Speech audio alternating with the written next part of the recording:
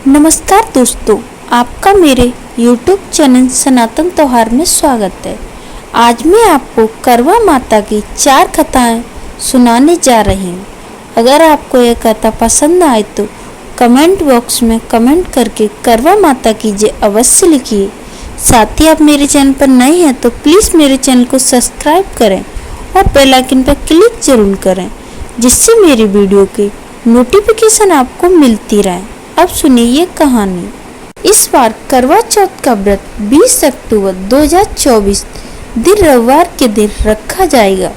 करवा चौथ के दिन सुहागिन महिलाएं पति की लंबी उम्र के लिए निर्जला व्रत रखती हैं।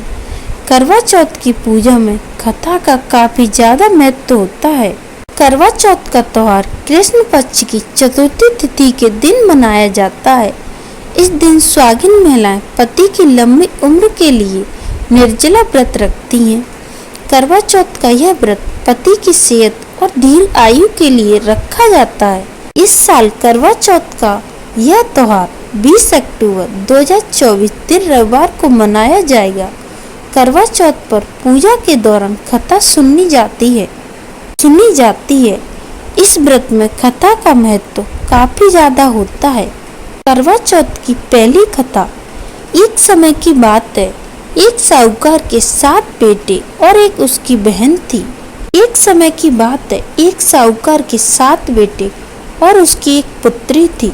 बहन का नाम वीरावती था। सातों भाई अपनी बहन से बहुत प्यार करते थे, यहाँ तक कि वे पहले उसे खाना खिलाते और बाद में स्वयं खाना खाते। एक बार उनकी बहन ससुराल से मायके आई हुई थी। शाम को भाई जब अपना कार्य बंद कर घर आए तो देखा कि उनकी बहन बहुत व्याकुल थी। सभी भाई खाना खाने बैठे और अपनी बहन से भी खाना खाने का आग्रह किया, लेकिन बहन ने बताया कि वह आज करवा चौथ का निर्जला व्रत है। वह खाना सिर्फ चंद्रमा को अर्घ देने के बाद ही खा सकती है, क्योंकि चंद्रमा अभी तक निकला नहीं था। इसलिए वह भूख प्यास से व्याकुल हो उठी। तब उनके भाइयों ने पीपल की आड़ में थल्ली में दीपक रखकर प्रकाश कर चंद्रमा का दृश्य बना दिया। उसके बाद अपनी बहन से कहा, चंद्रमा निकल आया। तो बहन ने जाकर अर्घ दे दिया। उसके बाद बहन खाना खाने बैठी तो पहले कौरे में बाल निकल आया, दूसरे कौरे में छींक आई, तीसरे कोरे में ससुराल से बुलावा आ गया कि उसका पति मर गया है। तो उसकी भाभी ने कहा कि आपने चंद्रमा के बिना अर्घ दिए भोजन किया है। आपके भाई ने बनावटी चंद्रमा बना दिया था, इसकी वजह से आपके पति की मृत्यु हुई है। वीरावती ने 12 महीने तक प्रत्येक चतुर्थी को व्रत किया।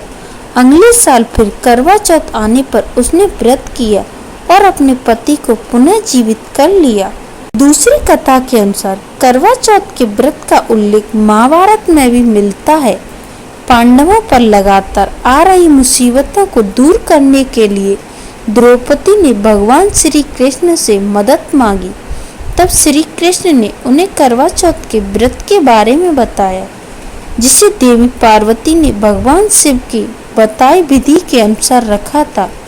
कहा जाता है कि द्रौपदी के इस व्रत को करने के बाद न सिर्फ पांडवों की तकलीफ दूर हुई, बल्कि उनकी शक्ति भी दोगुनी हो गई। तीसरी कथा के अनुसार करवा चौथ के व्रत को सत्यवान और सावित्री की कथा से भी जोड़ा जाता है। इस कथा के अनुसार जब यमराज सत्यवान की आत्मा को लेने आए तो सावित्री ने खाना पीना सब त्याग दिया। उसकी जिद के आगे यमराज को भी झुकना पड़ा और उन्हें सत्यवान के प्राण वापस लौटाने पड़े। चौथी कथा के अनुसार एक समय की बात है, करवा नाम की पतिव्रता स्त्री अपने पति के साथ नदी के किनारे गांव में रहती थी। एक दिन उसका पति नदी में स्नान करने गया।